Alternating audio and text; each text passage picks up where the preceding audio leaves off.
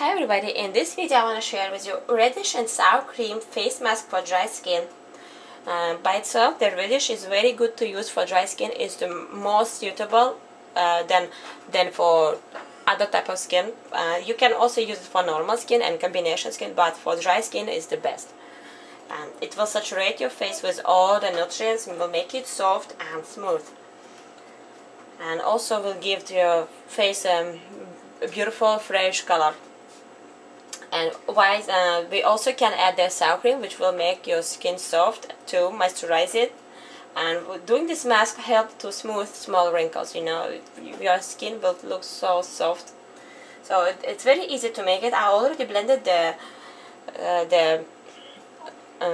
Reddish, so I can save this video time here. Like, look how it looked like, and we're gonna just mix the ingredients. The sour cream, you can either buy it from store, right? All this are safe and risk-free. Here's the tablespoon of Reddish, and we're gonna put the tablespoon of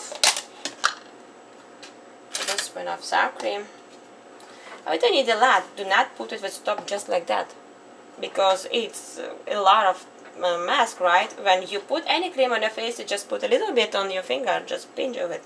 So, but mask we do it because in 15 minutes we want our skin to get moisturized, get all the nutrients, and we put a lot of mask to cover all the area. And also don't forget about the neck and the collar zone. And you see, this mask you can put on your face, it can stay there, but you also can a little bit flour here, which will make it heavier. But flour will not do anything just to make it heavier. But it's also, I want to tell you that whitening the skin, because we added milk product. Milk product whitens the skin, which is good, right?